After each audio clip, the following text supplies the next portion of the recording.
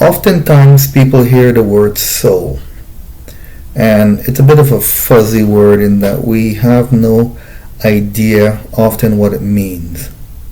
What do you mean by soul? Some people, think of it as just some ghost. But let me offer a particular kind of description. When you see a seed, like an acorn seed, inside of that seed, there is a certain blueprint of a mature oak tree. Within that seed, if that seed is allowed to grow, it will grow into a particular kind of oak tree with certain dimensions. Its limbs will move in will have certain shapes and forms. Its leaves will be, certain textures, etc. But in that seed, the oak tree is there. That's what the soul is like. Our bodies, our personalities are like the seed compared to what our personalities will unfold into. So we have a certain soul which has a level of lightness and darkness, a degree of good and evil. And different souls are on different levels.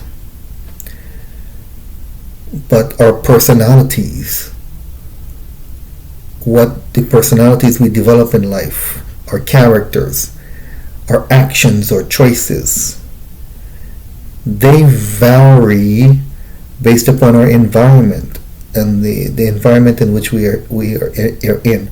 Just like the seed of an oak tree will develop differently, that oak tree will develop differently based upon the environment it's facing. If it has a lot of drought, it will be a little more stunted. If it has a lot of water, it may grow strong and so on. So in our environments, what we face affects how we grow, but what we ultimately are is our souls. So as when the oak tree grows into the oak, it's becoming itself. What it is in perfection is actually guiding its development, and it develops slightly differently based upon its environment, but it's still going to a certain development.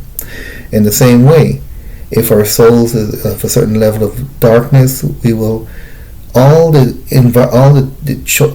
circumstances that happen to us in life, we will kind of be a little slightly different within those circumstances, but we will end up being what our souls are. So you may have an individual with a dark soul born into a wonderful family, and you would think that this person should grow up to be a wonderful, caring, loving person in society, but they turn out to be a serial killer. Why? Because regardless of what the environmental factors are, it may make them a little nice person for temporary, but they will eventually become what their souls are.